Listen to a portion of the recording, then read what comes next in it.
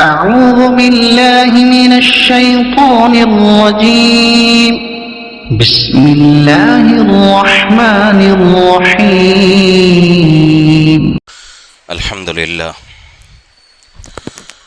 لله نحمده ونستعينه ونستغفره ونؤمن به ونتوكل عليه ونعوذ بالله من شرور أنفسنا ومن سيئات أعمالنا من يهده الله فلا مضل له ومن يضلله فلا هادي له ونشهد أن لا إله إلا الله وحده لا شريك له ونشهد أن سيدنا وسندنا وحبيبنا ونبينا ومولانا محمدا عبده ورسوله وصلى الله تعالى على خير خلقه محمد وعلى آله وأصحابه أجمعين أما بعد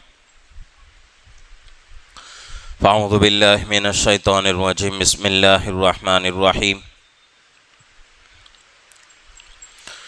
يا أيها الذين آمنوا ادخلوا في السلم كافة ولا تتبعوا خطوات الشيطان إنه لكم عدو مبين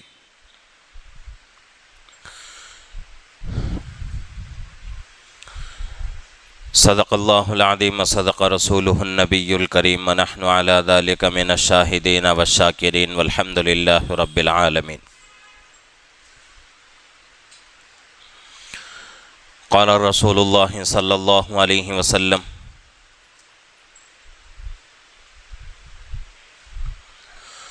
الدنيا سجن للمؤمن وجنة للكافر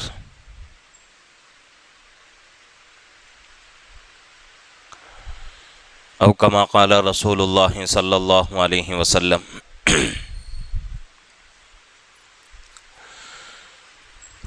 محترم معزز بزرگ اور عزیز دوستو،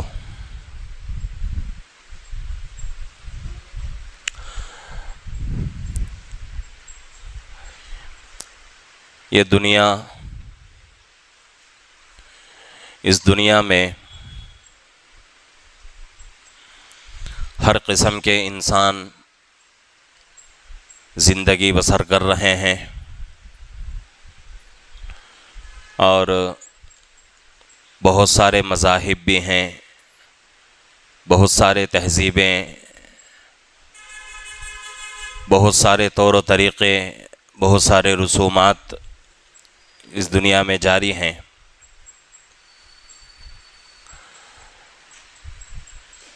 اور یہ چیز آج سے نہیں بلکہ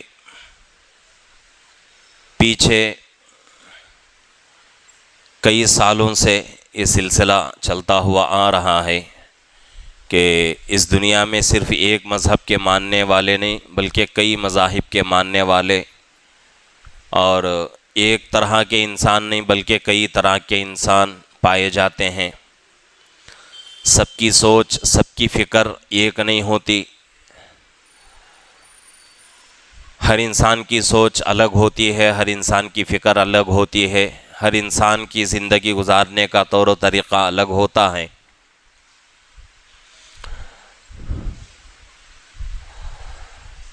لیکن مسلمانوں کے لیے اللہ رب العزت نے اس کا اختیار نہیں دیا ہے کہ بھئی تم اپنی منمانی زندگی گزارو، دنیا کی زندگی میں جو دل میں آیا وہ کرتے رہو، جیسا دل میں آیا ویسا زندگی گزارتے رہو۔ اللہ نے مسلمانوں کو یہ اختیار نہیں دیا، بلکہ مسلمانوں کے لیے اللہ نے حکم لگا دیا ہے، زندگی اگر گزارنا ہے تو ہمارے بتائے ہوئے طریقوں کے مطابق گزارنا ہے، دین اسلام کے مطابق، شریعت کے مطابق زندگی گزارنا ہے۔ یہ اللہ رب العزت نے مسلمانوں کو حکم دے دیا ہے۔ اب رہی بات دوسرے قوموں اور دوسرے مذاہب کی، ان لوگوں کی اپنی مرضی ہے کہ بھئی وہ جس طریقے سے بھی چاہیں زندگی گزار لیں، جیسا رہنا چاہیں رہیں، جو کھانا چاہیں کھائیں، جو پہننا چاہیں پہنیں، جس طریقے پر چلنا چاہیں چلیں، جس تہذیب سے جڑنا چاہے جڑ کر رہیں، انہیں کوئی پابندی نہیں ہے۔ پابندی اگر ہے تو وہ صرف اور صرف مسلمان کے لیے ہے کہ مسلمان شریعت کے خلاف زندگی گزار نہیں سکتا، قرآن کو چھوڑ کر کوئی دوسری کتاب اپنا نہیں سکتا، اسلام کو چھوڑ کر کوئی دوسرا مذہب قبول نہیں کر سکتا، شریعت محمدی صلی اللہ علیہ وسلم کے طور و طریقوں کو چھوڑ کر کسی دوسروں کے طور و طریقوں کو اپنا نہیں سکتا۔ یہ اللہ رب العزت نے مسلمانوں کو حکم دے دیا ہے۔ اسی لیے قرآن پاک کہتا ہے یا ایھا الذین آمنوا ادخلوا فی السلم کافہ، اے ایمان والو 100% اسلام کے دائرے میں آ جاؤ۔ اللہ کے نبی پاک صلی اللہ علیہ وسلم کی حدیث بھی ہمیں یہی کہتی ہے الدنیا سجن للمؤمن وجنت للکافر، دنیا مومن کے لیے قید خانہ ہے اور کافر کے لیے جنت ہے۔ جس طریقے سے ایک قیدی جیل میں وہاں کے قانونوں پر عمل کرتے ہوئے زندگی گزارتا ہے، تو اسی طریقے سے مسلمان کو بھی دنیا کی زندگی میں یہاں کے قوانین پر عمل کرتے ہوئے زندگی گزارنا ہے۔ منمانے اگر زندگی کوئی قیدی جیل میں رہ کر کرے گا تو اس کو کڑی سزا دی جائے گی، اسی طریقے سے مسلمان بھی اگر دنیا میں منمانی زندگی گزارے گا تو اس کو بھی سزا سنائی جائے گی۔ اور وہ سزا کیا ہوگی؟ قرآن جو ہے کئی مقامات پر ان عذابات کا الگ الگ جو ہے نقشہ کھینچا ہے۔ وَلَهُمْ عَذَابٌ عَظِيمٌ، عذاب علیم، بڑا عذاب، دردناک عذاب، بہت تکلیف دینے والا عذاب دیا جائے گا۔ تو مسلمان کوئی اور طریقہ اختیار نہیں کر سکتا، کوئی اور شریعت مسلمان کے لیے جائز نہیں، کوئی اور تہذیب مسلمان اپنا نہیں سکتا، صرف اور صرف شریعت محمدی صلی اللہ علیہ وسلم ہی مسلمان کے پاس ایک آپشن ہے، اس کے علاوہ کوئی آپشن نہیں۔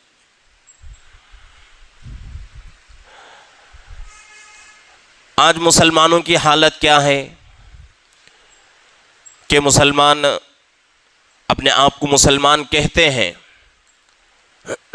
میں سب کی بات نہیں کر رہا ہوں، بلکہ کچھ لوگ ایسے ہیں کہ جو اپنے آپ کو مسلمان کہتے ہیں لیکن اسلام کے دائرے میں مکمل طریقے سے نہیں آتے۔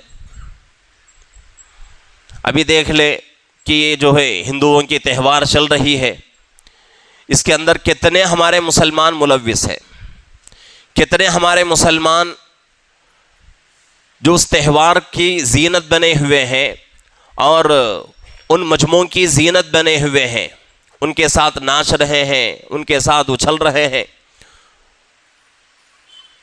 حالانکہ اللہ رب العزت کے علاوہ کوئی معبود اس دنیا میں نہیں ہے۔ اس دنیا میں نہیں، کسی بھی دنیا میں، کسی بھی عالم میں اللہ کے علاوہ کوئی معبود نہیں۔ اللہ ہی ساری مخلوق کے معبود ہیں۔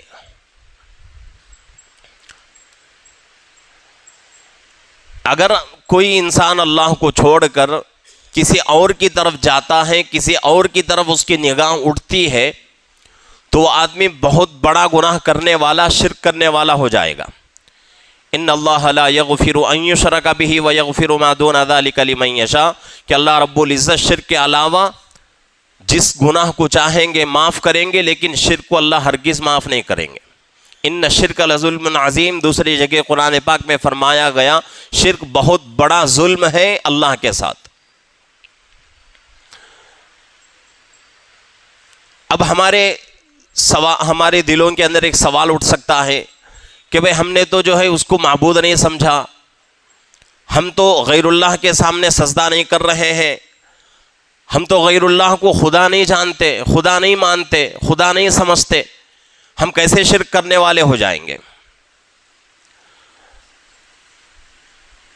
تو مسائل کی اگر دنیا میں جائیں گے، فقہ کی کتابوں میں مسائل اٹھا کر دیکھیں گے عقائد کے اوپر، ایک مسئلہ ہمیں جو ہے بہت ہی عمدہ لکھا ہوا جو ہے ملتا ہے کہ اگر مسلمان کے دل میں کسی دوسرے مذہب کے عبادت گاہوں کی اہمیت آتی ہے یا پھر جو ہے ان کے بنائے ہوئے مورتیوں کی اہمیت دل میں آ جاتی ہے، صرف دل میں آتی ہے، تب بھی اس کا ایمان نکل جائے گا۔ راستے میں ہم جا رہے ہیں، جاتے ہوئے بہت سارے جو ہے دیول ہمیں نظر آتے ہیں، بہت سارے جو ہے چرچ ہمیں نظر آتے ہیں، یہاں تک جو ہے احتیاط کا مسئلہ لکھا ہوا ہے کہ اس کی طرف نگاہ اٹھا کر بھی نہ دیکھو۔ اور چرچوں کے بارے میں تو صاف مسئلہ لکھا ہوا ہے، جو ان کی جو ہے مذہب کی نشانی ہے، جو کہ عیسائیوں کے ہر جو ہے گھر میں موجود رہتی ہے، وہ نشانی ٹیک کی شکل میں، اس کو اگر کوئی آدمی غور سے دیکھے گا تو اس کے دیکھنے پر بھی دیکھنے والے کا ذہن کمزور ہو جائے گا۔ اگر کوئی آدمی، کوئی بچہ جو ہے طالب علم ہے، پڑھنے والا ہے، خصوصاً مکتب میں یا مدرسے میں پڑھنے والا ہے، تو اس کے لیے تو بہت ہی احتیاط کرنے کی ضرورت ہے کہ وہ بچہ اس چیز کے اوپر نگاہ نہ ڈالے۔ اگر اس کی نگاہ اس کے اوپر گئی تو اس کا ذہن کمزور ہو جائے گا، جس کی وجہ سے قرآن اس کے سینے میں محفوظ نہیں رہ سکتا۔ صرف دیکھنے سے یہ نقصان ہمارا ہو رہا ہے۔ اگر ان مورتیوں کی، ان کے عبادت گاہوں کی اہمیت اگر ہمارے دل میں آ گئی تو سمجھ سکتے ہیں ہم کہ کتنا نقصان ہمارا ہو سکتا ہے آخرت کا۔ اور آج مسلمان جو کہ نمازوں کے لیے بھی آتے ہیں، روزے بھی رکھتے ہیں، دوسری عبادتیں بھی کرتے ہیں، اس کے ساتھ ساتھ اس میں بھی جو ہے حصہ لیتے ہیں۔ اگر ان سے کہا جائے کہ بھئی یہ چیز غلط ہے، شریعت اس کی اجازت نہیں دیتی، تو ان کا ایک جواب ان کا ہی نہیں ہے بلکہ جو لوگ اس طرح غلط کام کرتے ہیں سب کا یہی جواب ہوتا ہے کہ بھئی ہم سب کو مل کر رہنا ہے۔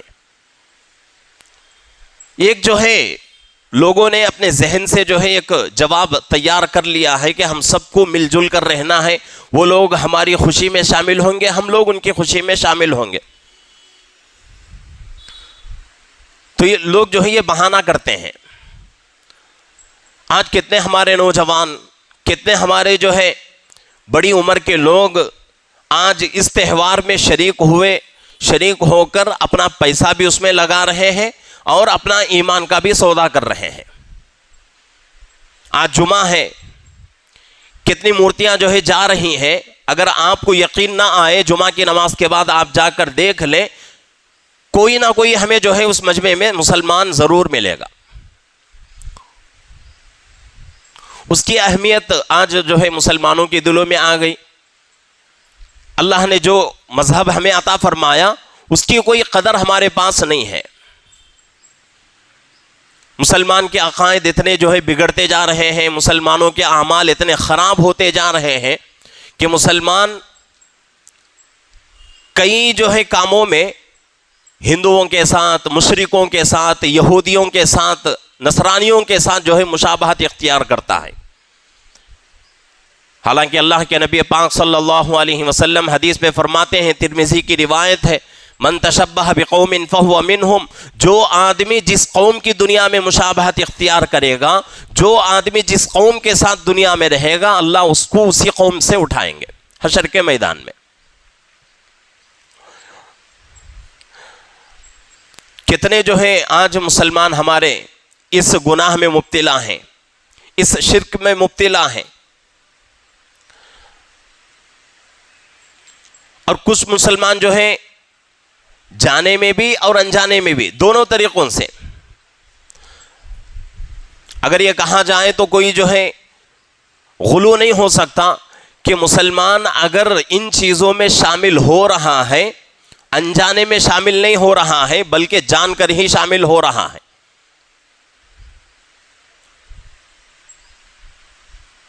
ایک مسئلہ جو ہے آیا تھا کہ وہ لوگ جو ہے ہماری مسجدوں میں نماز پڑھنے کے لیے آتے ہیں، روزہ بھی رکھتے ہیں اور ہماری صفوں میں کھڑے بھی ہوتے ہیں، کیا ہم ان کے تہواروں میں شامل ہو گئے تو کون سا بڑا گناہ ہو گیا؟ تو سوال کرنے والے جو ہے سوال کر رہے ہیں۔ اب ہم لوگوں کو جو ہے اتنا بھی جو ہے شعور نہیں ہے کہ بھئی اگر وہ لوگ نمازیں پڑھ رہے ہیں تو اس سے ان کا کوئی فائدہ نہیں، آخرت کا کوئی بھی فائدہ نہیں. دنیا کے اعتبار سے کچھ اللہ فائدہ دے دے، کچھ نفع ان کو مل جائے، الگ بات ہے، لیکن آخرت کا کوئی فائدہ ان کا نہیں. لیکن ہم کیا سمجھتے ہیں کہ بھئی کوئی آدمی ہندو جو ہے ہمارے درمیان میں آ کر نماز پڑھ لیا، اب ہم کیا سمجھتے ہیں اپنی ساری عبادتیں ایک طرف اور اس کی ایک نماز ایک طرف.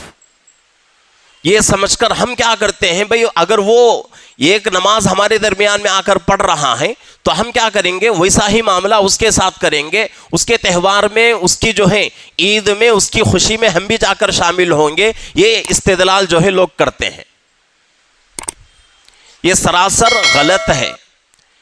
یہ جو ہے قرآن کی زبان میں اگر کہا جائے، حدیث کی زبان میں اگر کہا جائے تو یہ مکمل سراسر جو ہے شرک ہے. اس سے بچنے کی ضرورت ہے. اگر کوئی آدمی اس میں شامل نہیں ہوتا، یعنی کہ ان کے تہوار میں شریک نہیں ہوتا، اچھلتا نہیں، ناچتا نہیں، ان کے تہوار میں جاتا نہیں ہے، لیکن پیسہ دیتا ہے، تب بھی وہ آدمی گناہ کرنے والا ہے. پیسہ دینا بھی گناہ ہے، اس لیے کہ گناہ کرنا بھی گناہ، گناہ میں مدد کرنے والا بھی گناہ کرنے والے کی طرح ہے. لیکن اس مسئلے میں چونکہ اصل جو مسئلہ ہے اس کو آپ کے سامنے رکھنا ہے، تو اس لیے عرض کر رہا ہوں کہ ہمارے ملک کے جو بڑے مفتیان ہیں، پورے مفتیان نہیں، کچھ مفتیان فتویٰ دیتے ہیں، فتویٰ نہیں بلکہ بس ایک رائے دے رہے ہیں امت کے لیے کہ بھئی اگر کوئی آدمی ہندو تمہارے پاس آ کر چندہ مانگتا ہے، کس نیت سے مانگتا ہے کہ یہ گنیش کی جو تہوار چل رہی ہے اس کے لیے اگر پیسہ مانگتا ہے، چندہ مانگتا ہے، تو سب سے پہلی بات تو یہ ہے کہ تم اس کو پیسہ نہ دو، تم اس کو پیسہ نہ دو. لیکن کہیں جو ہے حالت ایسی ہے کہ اگر ہم پیسہ نہیں دیں گے تو وہ لوگ ہم سے نفرت کریں گے، وہ لوگ ہم سے نفرت کریں گے، ان کے دلوں میں ہماری دشمنی آ جائے گی. اگر ایسا ماحول کہیں ہے تو اس وقت آج کے ہمارے اکابر، کچھ اکابر جو ہے اس میں رخصت دے رہے ہیں کہ بھئی ان کو پیسہ دے کر تاکید کریں کہ بھئی یہ ہمارا پیسہ کھانے میں استعمال کریں. اس کے بعد اگر وہ لوگ دوسری چیزوں میں استعمال کرتے ہیں تب جو ہے ہمارے اوپر کوئی ذمہ داری نہیں ہے. اگر اس مسئلے کو سوچا جائے تو ہمارا یہ علاقہ الحمدللہ اس چیز سے پاک ہے. تو ہمارے اس علاقے میں اس تہوار میں پیسہ لگانا ہمارے لیے جائز نہیں. یہ جائز کس کے لیے ہے؟ اس علاقے میں ان جو ہے علاقوں میں جہاں کے مسلمانوں اور غیر مسلموں کے درمیان جھگڑا ہوتا رہتا ہے، نہ اتفاقیاں ہوتی رہتی ہیں، اور اگر ان کی کوئی بات ہم نے نہیں مانی تو بہت بڑا نقصان ہو سکتا ہے. اگر کہیں ایسا مسئلہ ہے تو اس جگہ پر اس مسئلے پر عمل کریں گے. لیکن ہم اپنے علاقے میں، یہاں کے ماحول میں اس مسئلے پر عمل نہیں کریں گے. ہمارے لیے صاف سیدھا مسئلہ کیا ہے کہ ہم اس تہوار میں شریک نہیں ہوں گے اور اس میں ہم پیسہ بھی نہیں لگائیں گے. اور ایک مسئلہ اس میں یہ ہے کہ بہت سارے لوگ جو ہیں ہمارے جانے پہچانے ہندو لوگ ہیں، وہ لوگ جو ہیں تہوار میں پیسہ لگا کر، اپنا پیسہ لگا کر کرتے ہیں اور ہمیں جو ہے کھانے کی دعوت کرتے ہیں. اور بہت سارے لوگوں کا جو ہے ایک یہ مسئلہ ہے کہ ہم جو ہے اگر کھانے کو نہیں گئے تو وہ لوگ ہم سے ناراض ہو جاتے ہیں. تو یہ بھی کوئی بہانہ نہیں ہے. کھانا نہیں کھانا اپنا جو ہے نظریہ ہے، اپنا جو ہے اپنی منمانی ہے. بھئی ہم کھانا چاہے تو کھائیں، نہ کھانا چاہے تو نہ کھائیں، اس پہ کوئی یہ نہیں. لیکن کوئی آدمی ہمیں جو ہے کھانے پر مجبور نہیں کر سکتا کہ بھئی ہماری دعوت کو قبول کرنا ہی کرنا ہے. یہاں آ کر ہم لوگ جو ہے متقی بن جاتے ہیں کہ بھئی وہ آدمی ہمیں بلا رہا ہے، نہیں گئے تو ہم کیا ہو جائیں گے، اس کے نگاہ میں ہماری عزت جو ہے ختم ہو جائے گی. اگر ان سے کہا جائے کہ بھئی ان سے جو ہے کوئی بات کہہ کر معذورت کر لو، اب یہاں لوگ کہتے ہیں کہ جھوٹ کیسے بولیں گے، جھوٹ کیسے بولیں گے. دوسری جگہوں پر جھوٹ نہیں، جھوٹ کے 1000 مرتبہ جو ہے جھوٹ بولتے رہتے ہیں اور اسی میں جو ہے ہماری زندگی گزرتی رہتی ہے. اپنے ایمان کو بچانے کے لیے، اپنے اعمال کو بچانے کے لیے جھوٹ بولنا اگر کہاں جائے تو یہاں اگر لوگ جو ہے بڑے متقی بنتے ہیں، جھوٹ یہاں یاد آتی ہے. یہ بھی مسئلہ لکھا ہوا ہے کہ اگر کوئی آدمی اپنے ایمان کو، اپنے اعمال کو بچانے کے لیے جھوٹ بولے تو اس پر کوئی گناہ نہیں. معذرت کر لے، کوئی ایک بہانہ بنا لے کہ بھئی نہیں ہو سکتا، میں شریک نہیں ہو سکتا. بچنے کے لیے بہت سارے راستے ہیں اگر بچنا چاہیں. ایک شعر ہے جس کا دوسرا مصرع شاعر کہتا ہے، جب تو ہی نہ چاہے تو بہانے 1000. اگر ہم بچنا چاہیں تو بہت سارے طریقے، بچنا نہ چاہیں تو پھر جو ہے بہت سارے جو ہے ہیلے بہانے بنائیں گے کہ بھئی ایسا ہو جائے گا، ویسا ہو جائے گا. یہ تمام ہیلے بہانے اللہ کے یہاں نہیں چلتے. اسی طریقے سے اور ایک مسئلہ پیش آتا ہے کہ گنیش کے پاس، مورتی کے پاس جو ہے لڈو وغیرہ رکھ کر اس کو جو ہے بڑی قیمت میں لوگ خریدتے ہیں. خرید کر اپنے محلے میں، اپنے جو ہے اڑوس پڑوس میں کیا کرتے ہیں، محبت سے، برکت سمجھ کر وہ لوگ جو ہے لڈو کا کچھ حصہ جو ہے گھروں میں بھیجتے ہیں. اتفاق کسی مسلمان کے گھر میں بھی آ سکتا ہے. وہ تو آنے کے بعد اب چونکہ وہ لوگ دے کے چلے گئے، اب اس کو ہم جو ہے یہ نہیں سمجھنا چاہیے کہ بھئی اللہ کی نعمت ہے، رزق ہے، کھانا ہے. نہیں، اس کی اجازت نہیں ہے. اس کو ہم کیا کریں، مخلوق کو کھلا دیں. چرند ترند آتے رہتے ہیں، اس کو کھلا دیں، بس مسئلہ جو ہے ختم ہو جائے گا.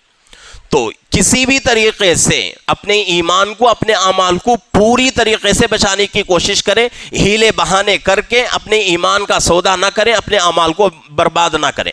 اس کا اللہ کے پاس ہم کو جواب دینا پڑے گا. یہاں ہم 1000 بہانے بنا لیں گے لیکن اللہ کے پاس کوئی بہانہ نہیں چلے گا. اور یہ حدیث ہمارے سامنے ہے کہ وہ آدمی عقل مند نہیں ہے جو آدمی مخلوق کو خوش کرنے کے لیے خالق کو ناراض کر دے. مخلوق کو راضی کرنے کے لیے خالق کو ناراض کر دے، وہ آدمی عقل مند نہیں ہے. اصل کیا ہے ہمارا مقصد؟ ہمارا اللہ ہم سے راضی ہو جائے. دوسرے لوگ اگر ناراض ہوتے ہوں تو ہونے دیں، کوئی جو ہے اس میں مذائقے والی بات نہیں. لیکن اللہ ہم سے ناراض ہو جائے، پوری دنیا ہم سے راضی ہو جائے تو ہمارا کچھ بننے والا نہیں، کچھ جو ہے ہمارا فائدہ نہیں ہو سکتا. تو اس لیے ان تمام چیزوں سے جو اپنی زندگی کو بچانے کی کوشش کریں. اگر ان تمام چیزوں سے بچائیں گے، اپنے آپ کو اور اپنے گھر کو بچائیں گے تو انشاءاللہ ایمان کا نور اللہ ہمارے دلوں میں پیدا کریں گے. ورنہ اگر ان تمام چیزوں میں ہم ملوث ہوتے رہے، شرک جو ہے ہماری زندگی میں آتا رہا تو پھر نہ تو ہماری جو ہے نمازوں سے ہمیں کچھ فائدہ ہو سکتا ہے، نہ ہی ہمارے روزوں سے کچھ فائدہ، نہ ہی کسی عبادت سے ہمیں کچھ فائدہ مل سکتا ہے. تو اس لیے جہاں تک ہو سکے ان تمام چیزوں سے حتی الامکان بچنے کی، 100% بچنے کی کوشش کریں. اس کے بعد انشاءاللہ اللہ رب العزت جو ہے راستے آسان کریں گے. اگر ہم کوشش کریں گے تو انشاءاللہ اللہ راستے ہمارے لیے آسان کر دیں گے. اگر ہم نے کوشش نہیں کی تو اللہ بھی جو ہے ہمارے حال پہ چھوڑ دیں گے. تو اس لیے اپنے ایمان کو، اپنے اعمال کو بچانے کی بہت سخت ضرورت ہے. اللہ رب العزت سے دعا ہے کہ اللہ رب العزت ہم تمام کو اس پرفتن دور میں ان تمام فتنوں سے، اور خصوصاً اب جو فتنہ جو چل رہا ہے، اس فتنے سے، اس شرک سے اللہ ہم سب کے اور پوری امت کی حفاظت فرمائے، اور تمام مسلمانوں کو اپنے ایمان کی، اپنے اعمال کی حفاظت کرنے کی اللہ سب کو توفیق عطا فرمائے. آمین. وآخر دعوانا الحمدللہ رب العالمین.